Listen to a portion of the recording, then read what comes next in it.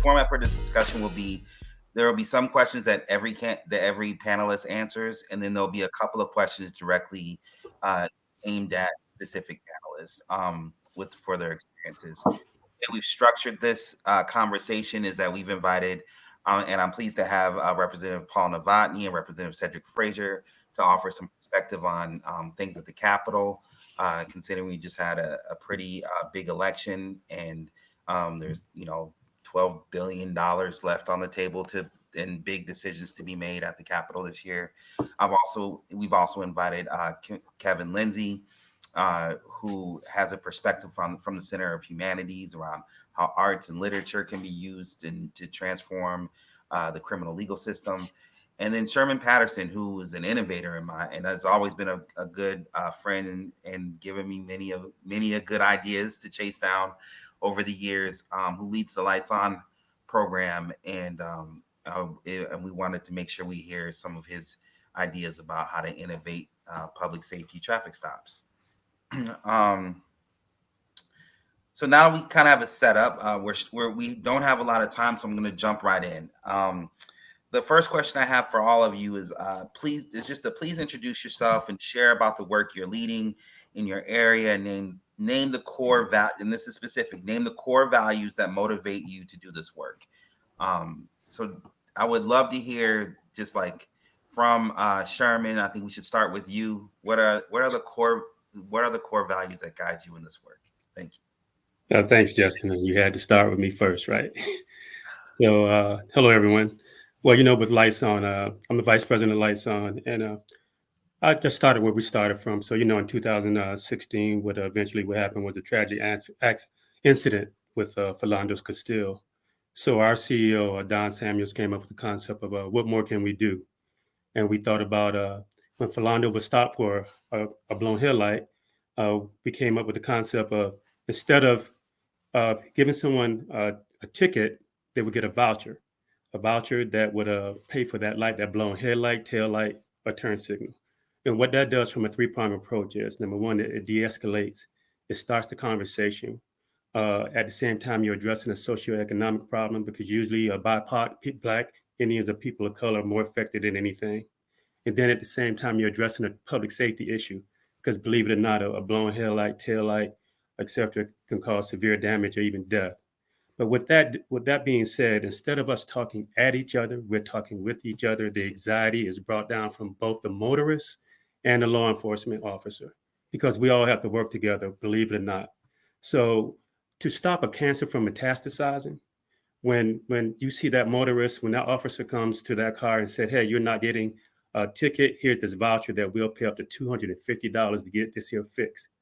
All of a sudden, the wow effect happens. People are like, wow, this isn't true, but it is. And then the conversation starts. People are being people. The humanity is key. The healing is key. We really look at the healing process. And then you're helping people, because you never know someone's situation, because they could be taking that chance. I got to pay my rent. And it's that downward spiral that happens, Justin, that court costs, losing your license, even jail time. But that can be prevented by them getting this voucher, and they can go on and address something else. So that's where we're at right now with that three-pronged approach to our core values, with the Lights On program. Great. Thank you so much, Sherman. And could you just name just name one more time the three core values, like specifically, because I want to make sure folks caught that. We're looking at healing. Healing. We're looking at it's a socio-economic. We're addressing a socio-economic problem, and at the same time, a public safety issue with that broken light. Thank you. Representative Novotny, I know that you're former retired law enforcement. You serve on the Public Safety Committee in the House. I would love to hear about the core values that motivate you to do this work. Yeah. Well, it's going to be dedicated to public service, and I think anybody that's been in public service for any amount of time, you have to have a heart for serving all, and you have to have a heart for helping people and wanting to make things better. I think Mr. Patterson's program is a great example of ways to make a positive impact and have a positive interaction. And, out in the, I don't want to say rural areas, let's say the less metropolitan areas where I worked for 30 years, that traffic stop was, or should be, almost always an opportunity for a positive interaction, to the point where, take people to the holiday station and change the light if they don't know how to do it for them. And it is that chance to have that positive interaction. So I think it's a great program. I commend him. And could you name the values that motivate you to do this work one more time? Just public safety for all. I think everybody deserves the same feeling of safety, and you should be able to get about your life no matter where you're at.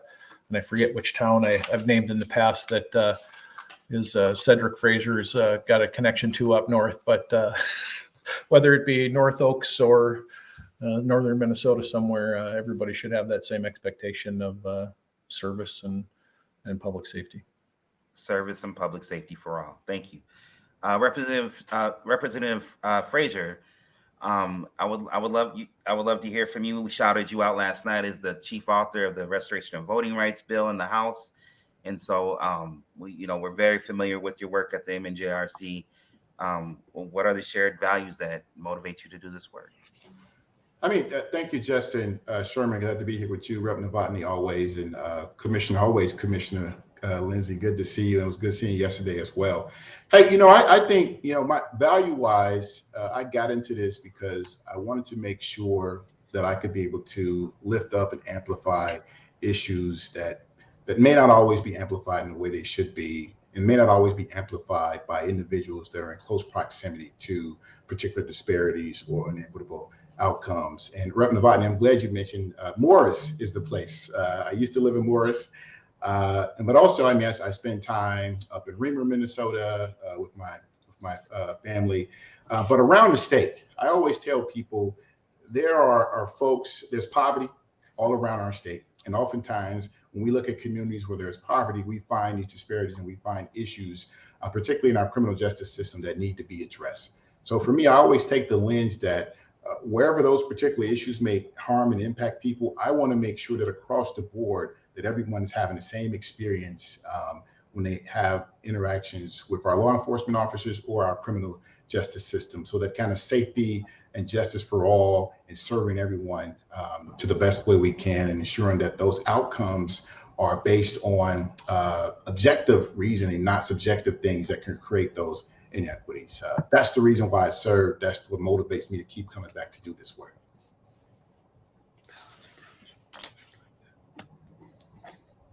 You're muted, Justin. Always got to be one. And just one more time, if you could just name those values before we move on to Director Lindsey. Oh, yeah, similar to Rep. Novotny. It's just about serving everyone and ensuring that everyone has similar outcomes and equitable outcomes. All right. Kevin, it's a pleasure to have you in your former role as the Commissioner of Human Rights. You were a great ally working on issues like Ban the Box. In your current role at the Center for Humanities, I'm watching you expand this conversation around justice as we seek to work on a project with you all. I would love to hear just tell us a little bit about the Center for Humanities and the work you all are doing, and what are the core values that drive you. I think you're on mute now, so. Yeah. There you go. I followed you up. There you go. Thank you. Our vision is a just society that's curious, connected, and compassionate. Curious so we come to conversations with open hearts and open minds to authentically hear and listen to one another. Connected, we see ourselves tied to a garment of mutual destiny. What impacts one impacts the other. And compassionate, motivated beyond empathy toward action. And I would say in the previous three speakers, the idea of actually being curious and to hear across lines, sometimes maybe of artificial difference that has happened, is critically important within this conversation. I think all of us underscore sort of the need for justice and fairness and having all of our citizens treated fairly. Sometimes the data shows that that's not happening. And it's incumbent upon us to really listen intently with one another to be able to ensure that we bring that about. Our democracy can't stand if we are having folks being treated very differently and having different outcomes. And as public servants or former public servants, as the case may be, we should all be committed to working toward that. So to me, it's curious, connected, compassionate, and humanities is really hoping to bring arts and culture to this, maybe to expand how we see things across particular lines. Thank you. And thank you for repeating your values. I'm just going to open it up here and just spend the next 2 minutes. I would like to invite the panelists to respond to what they heard. Representative Novotny, you did that with Sherman earlier on. You can add more if you'd like. What did you hear about the shared values that everyone shared in their introductions? And I will put you on the spot, Representative Novotny. Do you want to expand on what you said earlier? I almost was the third one to go without the mic. Hey, I'll be the first one to tell you. If someone is issuing a hard citation for a headlight or a taillight out, unless they can document, which is easily done now with record keeping, that the person has been stopped multiple times and fails to take care of the problem, that's a systemic issue.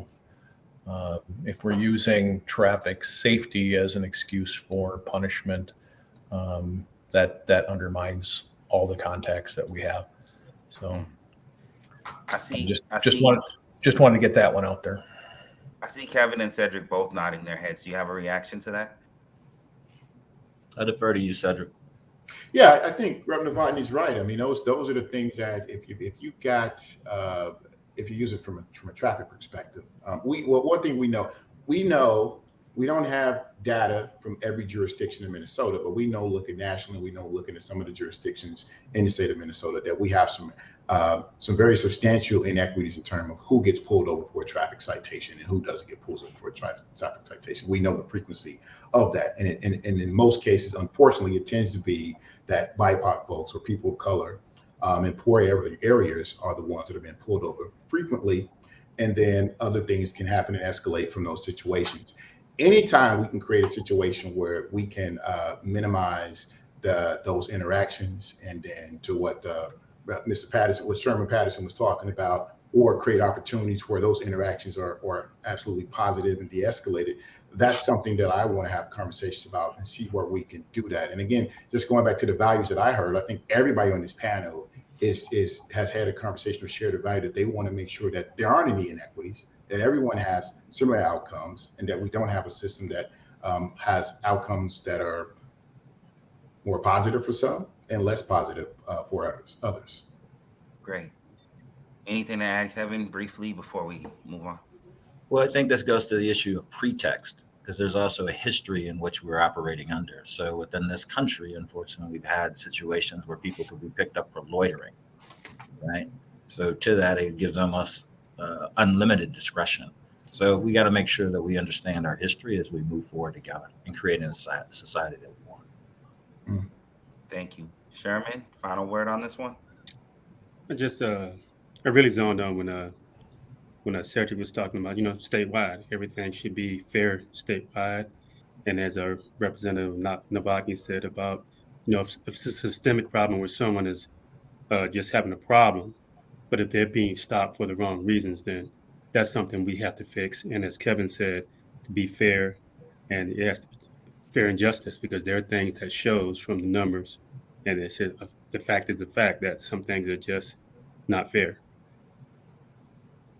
Thank you. Thank you all. So these first two questions identify values, identify shared values, right? So now let's talk about the political landscape we see ourselves navigating. Let's start with you, Representative Frazier. We were the only divided legislature in the country, and now we are unified under one party control. What impact does this have on the effort to reimagine justice, including any opportunities or challenges? Yeah. Recently, we are no longer the divided. There were two of us. We had a partner recently because Virginia was divided after those last elections. But now we have a unified party, governor and House, and then the Senate majorities that we just received. And the last election. I think the opportunities are that I think you kind of build up for this moment, particularly in the House side, because we've been working on bills to deal with criminal justice reform and police accountability for a long time. And so those bills are ready to go. Things such as providing body cameras for all police officers and providing policy around how that those images or those footages can be viewed by family members when there's an incident between an officer. Things like providing resources for crime intervention programs. We've got those bills set up. They've been vetted.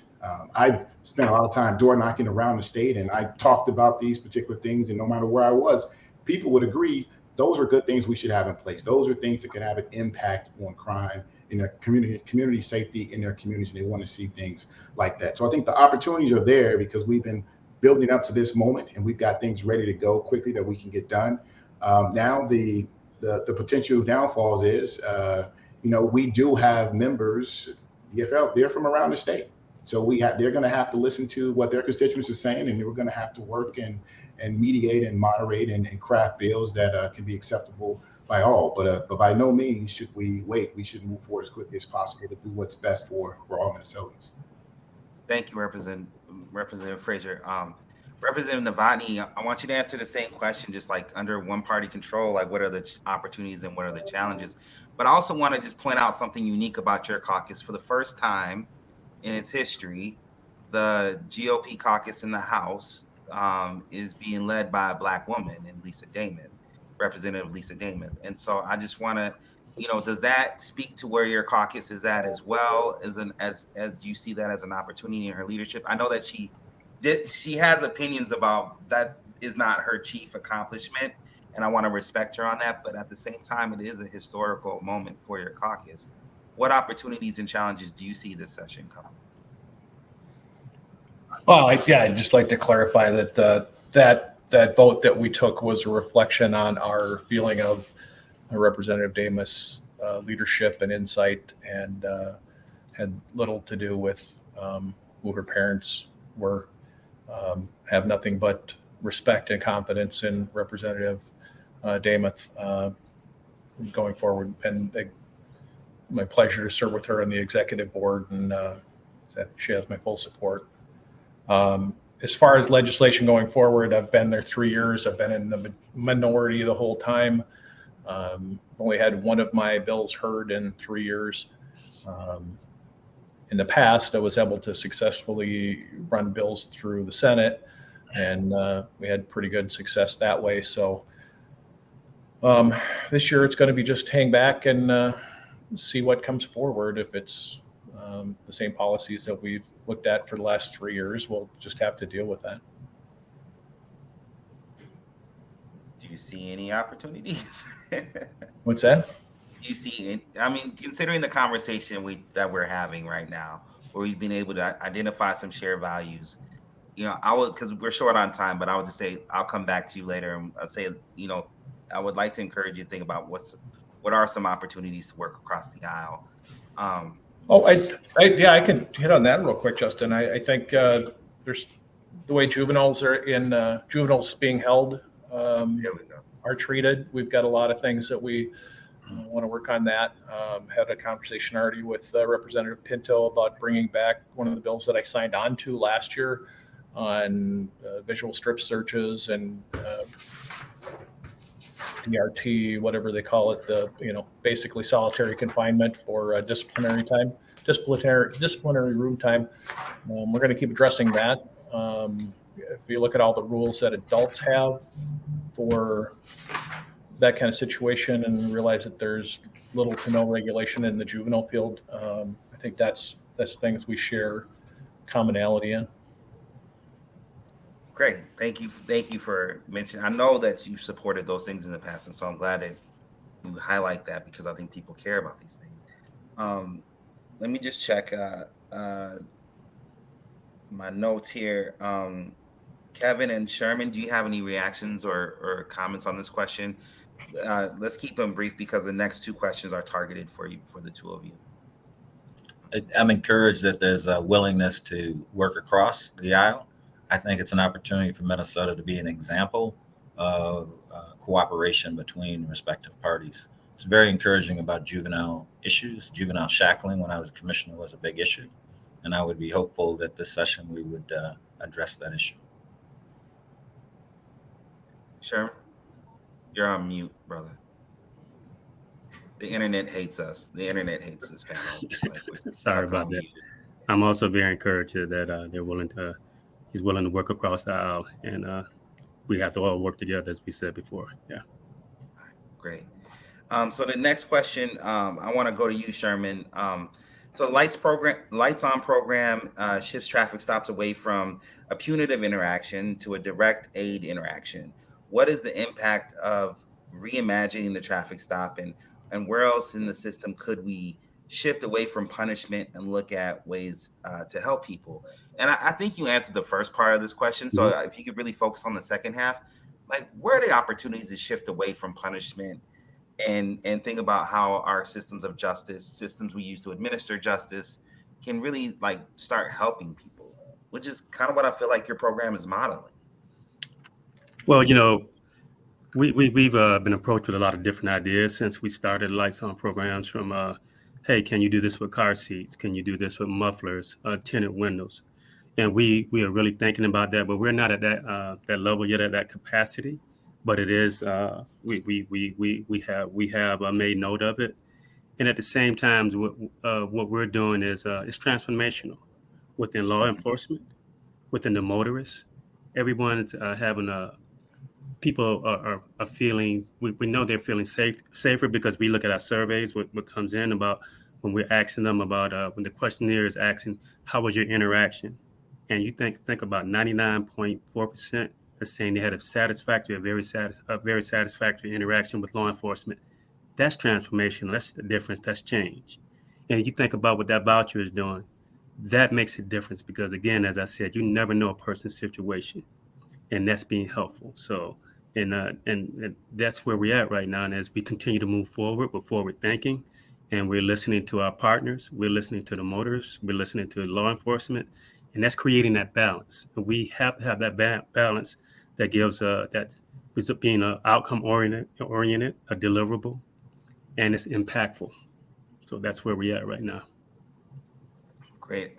I'm gonna do a quick time check. I think we have about 15 minutes left. I just have a few more questions, and then I think we'll try to save the last 5 minutes or so to just kind of to kick the bubble. Kevin, what role do the humanities play in reimagining justice? I will say that the Center for Humanities has been amazing in helping us reimagine some of our programming. Mm-hmm. So quickly, the National Endowment for the Humanities, it's enabling legislation. It talks about jurisprudence and civics. And it also talks about the democracy demands the wisdom of its citizens. So we really think for our democracy to work, we have to have engaged citizens that understand the issues. There's no greater pressing issue, I would say. There are similar issues that are pressing, but there's no greater than sort of how we deal with one another in our criminal justice system. Again, if we've got 25% of the individuals who are incarcerated in the world residing here in the United States, it's a significant drain for a whole host of reasons. So there is a reason to envision and think about it differently. One that has not been mentioned is sort of the underinvestment of resources in the Black community to investigate crimes. So the Minnesota Humanities Center also is a place of healing. And there are two groups that meet at the Minnesota Humanities Center from time to time. That's murdered and missing Indigenous women and murdered and missing African-American women. We have to come up with a holistic system of justice that works for all of us in that space. The Humanities Center is seeking to facilitate conversations on truth and reconciliation and reparations. So we deal with the history of our country. We can't understand where we're going if we don't understand our past and how it shapes our current present understanding of our world today. And by bringing artists, bringing creatives to the table, it helps us rewire, rethink, expand opportunities to see new ideas coming forward. So a good a mix of history, of scholars, of educators, and of artists.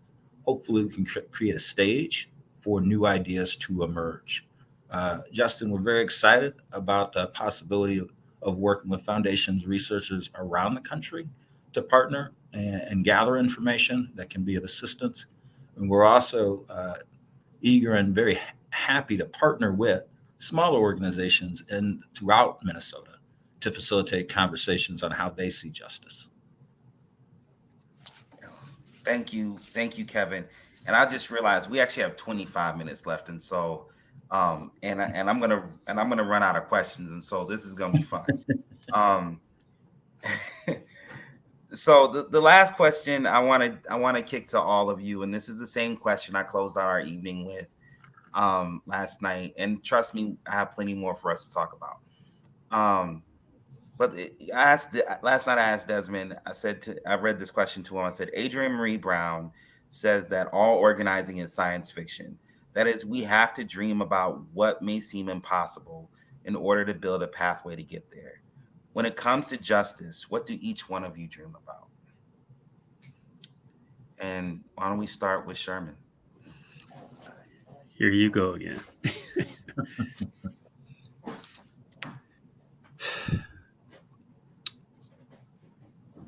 Justin, I take a deep reflection of that because I'm a kid from the Deep South, Savannah, Georgia, from the late 60s, 70s. So you could imagine what I saw, what I grew up with. But my family, my grandmother was our anchor. There was always hope. And that hope led to where I am today, serving this country, serving people, my people, all people, but to always think about equality, to being treated the same, not because of how I look, color of my skin, etc., but what's inside and that brings out the humanity in people. We should all be treated fairly. We should all work together. We can agree to disagree, but treat each other with respect. And justice is for all. And justice for all, which is I believe is in our Constitution. So, from a young kid, as I said, growing up in the Deep South, to being able to have the opportunity to experience to live around the world, I saw so much injustice in places that we can't imagine.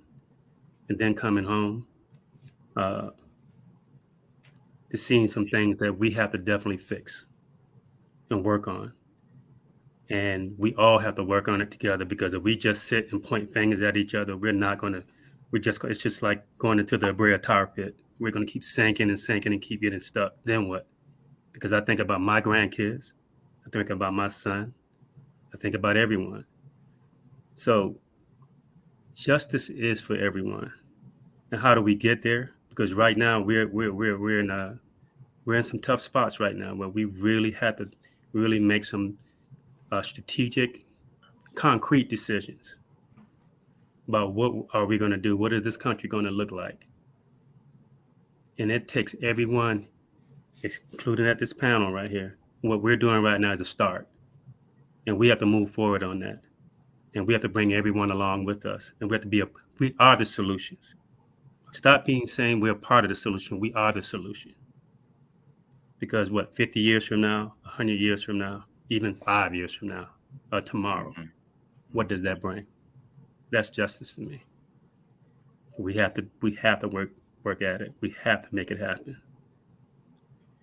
Thank you, Sherman. Cedrick, when it comes to justice, what do you dream about? I'm glad you repeated that, because I got lost in Sherman's story, man. That was touching. Thank you for sharing that. What I dream about is, how do we I dream about a society where we don't have the tragedy that happened with George Floyd, where we don't lose Jamar Clark in the manner that we lost Jamar Clark, where we don't have a situation where there's a traffic stop for an expired tab and we lose Dante Wright. I dream about a place where that's justice to me, where those things don't happen. But at the same time, I think about, we have to have a society where outcomes aren't predicated on the zip codes that you're born into, right? That your circumstances in life aren't predicated on what you're born into as well. That we always have an ability to elevate above the station that we're born into. When Sherman talked about his story growing up in the Deep South, Representative Novotny and I talked about my connection to Morris, and I talk about it a lot. I talk about my connections around the state of Minnesota, Morris, Mankato, and then to the metro. And I like to visit all parts of the state because I think it's truly important to understand what's happening in all parts of the state, because the issues that we have in the metro are not dissimilar from what the issues that we have in greater Minnesota. The homeless issues that we have in the metro also substantially very dissimilar to the homeless issues we have in greater Minnesota. And I said it to say, I grew up in Chicago in a community called Inglewood, and there was high rates of violence in that community. So if anybody, when I'm passionate about public safety, because I grew up in a space where no child, no family should ever have to grow up in a situation like that. We want safe communities. We want the protectors of our communities to serve us proudly. And if there's issues, to be accountable for those issues if we have them. But at the end of the day, we want everyone to be safe. And my dream of justice is that everyone has that safe community, no matter where you're born, no matter what your circumstances are, and you have the ability to reach your full potential from that childhood cradle until you get out of high school, you go to college if you want to, you get a good job in the trades, you get a good job in the community, and you be a valuable person to your community. But you have that opportunity because you were born into a safe community where you were able to realize that potential without being worried about your safety. Thank you, Representative Frazier. Kevin, when it comes to justice, what do you dream about? A lot of what has been said by Cedrick and Sherman really resonate with me. The idea of poverty not being the most determinative factor of whether you're going to receive some modicum of justice within the system. Being the richest, wealthiest country on the face of this planet's history, it's just unacceptable that poverty is such a determinative factor as to whether you're going to get some measure of justice within our society. That should be one where we should be able to make that commitment and make that happen within our respective lifetimes. I would love to be able to see where the facts and data don't just jump off at the page as to what we do next. Right now, we're in a world where we look at data and we know exactly that there is huge disparities. Love to be able to wake up and wonder from a continuous improvement process standpoint, what should we work on? It feels that there is no disparities within the data. That's what I would envision and see. That's going to take some while for us to get to. And there's an intermediate step, I think, on the path to that. And this comes back to what I was saying earlier about listening to one another and truly being curious. Right now, one of the biggest impediments is sometimes people are assuming assumptions of folks that are on the other side of the table from them, and therefore they're not really listening. They're just waiting for their opportunity to put forward their talking point. I will share one that I saw within the legislature, present company excluded, to the folks that were here at the table today, is that oftentimes folks would assume that I would not have any sympathy for anyone who is a law enforcement officer, or I had no connection to people in the military. And having relatives that were part of the Tuskegee Airmen and a cousin that was one of the unfortunate soldiers that died on the USS Cole, and having several folks in law enforcement, that was very difficult to continue in a really meaningful, fruitful venture, to know that somehow I had been discounted by a false assumption that people had at the table. So I hope this legislative session, Minnesota sets the North Star for truly authentically listening to one another. The world is watching as it relates to what happened here with Jamar Clark, Philando Castile, and of course, we just have to do better after that's the George Floyd. We just have to. Thank you, Kevin. Representative Novotny, when it comes to justice, what do you dream about?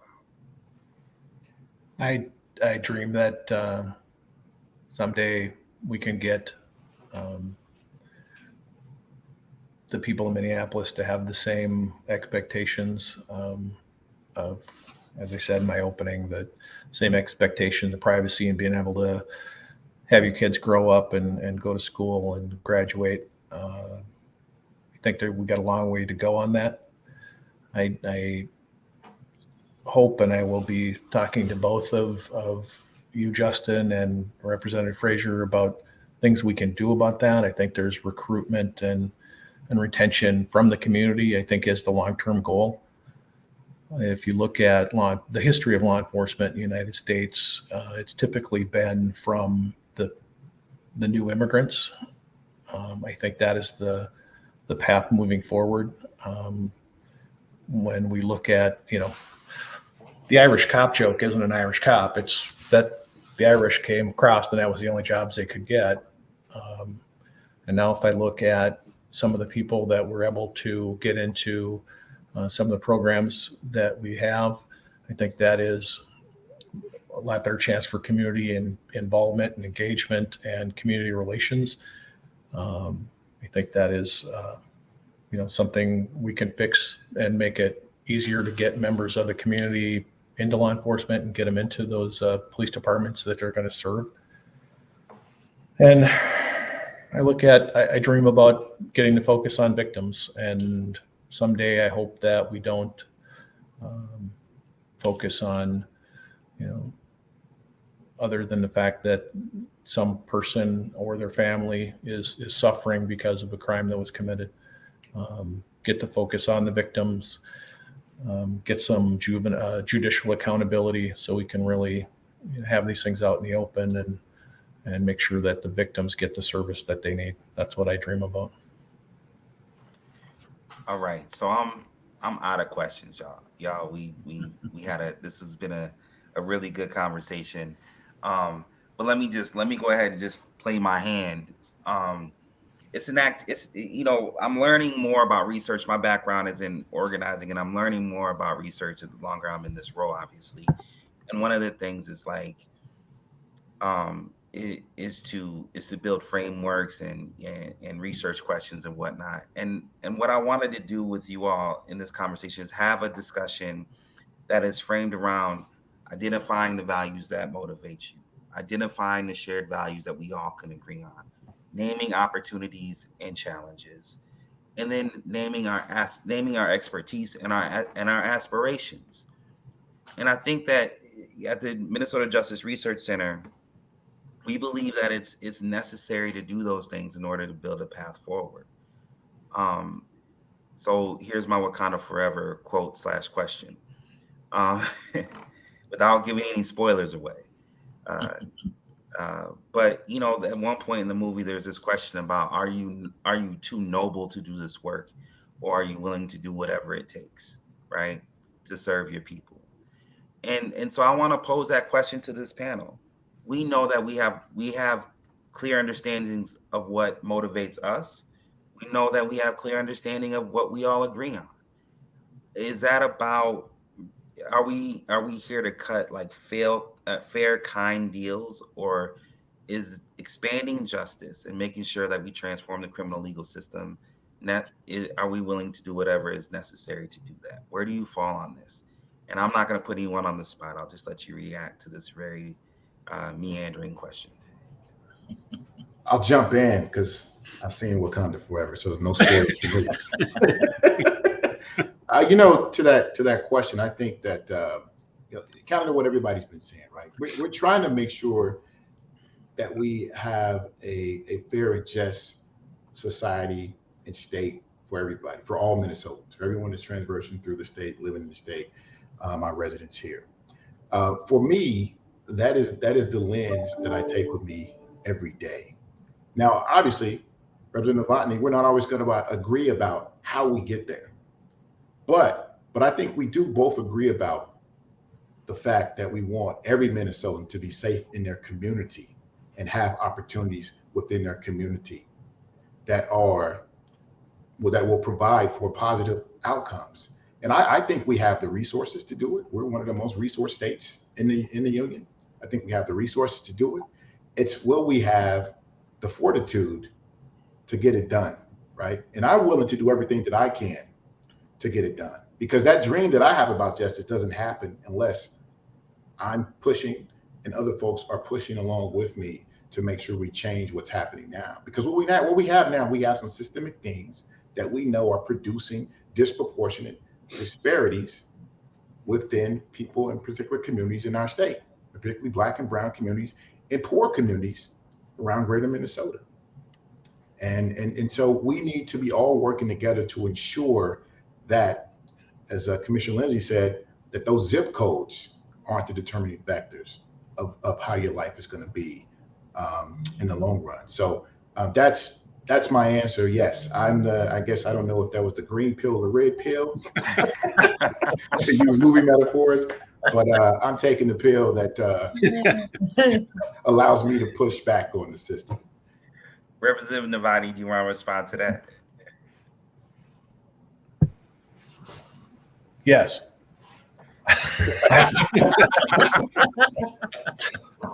Well, I'm going to take my time here to say, look, both Justin and Representative Frazier, both people that I want to thank you for your willingness to reach out. I think some of the meetings that we've had, I know Mr. Terrell sitting across the coffee shop having coffee and a scone with you has probably done more to, enlighten both of us than anything that could be done in a committee hearing. And I think that's the kind of engagements that we need to continue with and really encourage. And I will encourage that from the members of my caucus, and I will continue to do that. So. Hey, I look forward to plenty of coffee and scones this session. So I will take you up on that with the members of your caucus.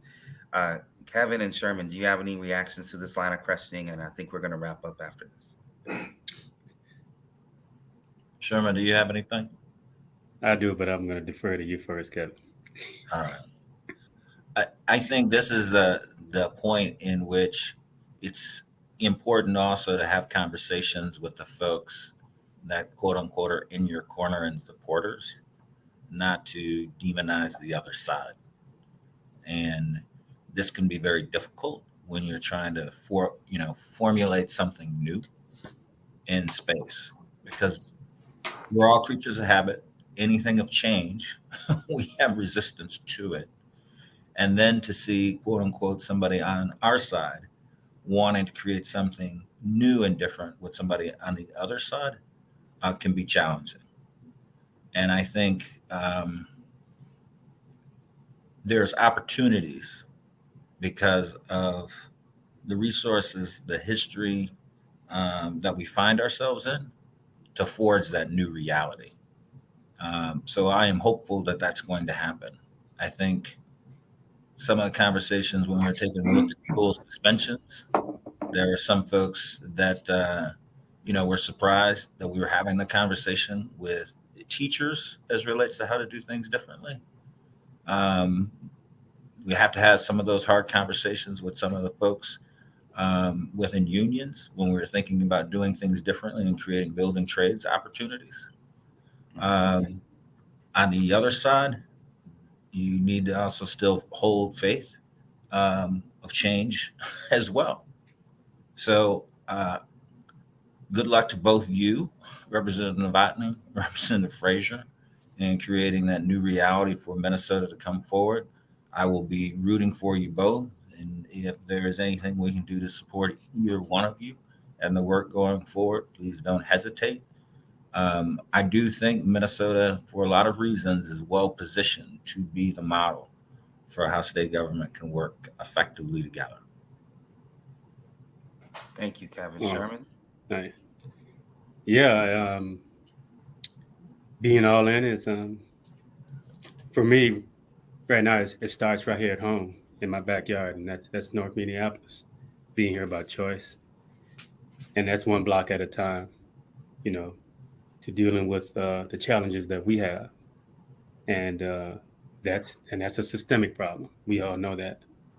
And so that's something we all realize, but we have to act on it and have outcomes. And then from a universal approach, I think this journey that we're on, this path, that we may take different paths, but we all end up at the same destination because we have the same goal. And I think that collectively, we can have true outcomes. But again, for me, as I listen to Representative Frazier, Representative Novotny, and you, Kevin, I commend you for being here and for what you're doing and continue to do. And I'm all in. And Justin, I can't thank you enough because, we've had conversations for over 20 years ago. Yeah. About how to navigate, how to strategize, how to get the most out of everything. So that's where I'm at with it. Definitely all in. Thank you, Sherman. And it's true. We've been at this for quite some time. And I'm excited and thankful to all of you for having just like a casual conversation for our last plenary. And I wanted this conversation to go this way, where we're just reacting to each other, because we need more spaces where we can actually just have a conversation about justice. It doesn't have to always be the strategic, high-level political conversation, but just like making sure we touch back to humanity and understand where and how we actually agree on things and can see eye to eye on things. And so I want to thank you for that, and thank you for this, for taking your time. It's been a long day. Everyone at the MNJRC is very tired, and so I'm going to hand it off to. Hey, Justin, can we thank you first before? Yeah. Because you have been a tireless advocate within this space. And one thing that's so important is people having jobs. And I remember you being a tireless advocate on Man the Box and bringing folks who initially would never come to the table, but you stayed at it and brought them to the table. And that started creating job opportunities and started to bring impact to collateral consequences. So thank you for what you've done and what you're continuing to do.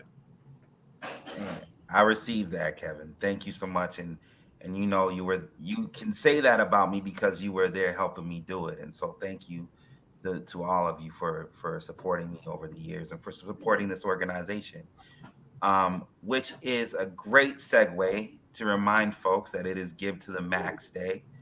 And so please support this organization. We are nonpartisan. We want to hold spaces and conversations around justice just like this. And so if you're interested in that, please join us throughout the year as we expand spaces to do that. I also just want to share quickly, as the executive director, there's just a few quick announcements I want to make before I hand it off to the vice president of our board, Sharon Sells-Belton, and then Lindsey and Kayla come back with what you need to know next. But this year we will be working on issues such as probation, education issues such as leading more conversations like this in person, in community, wherever possible.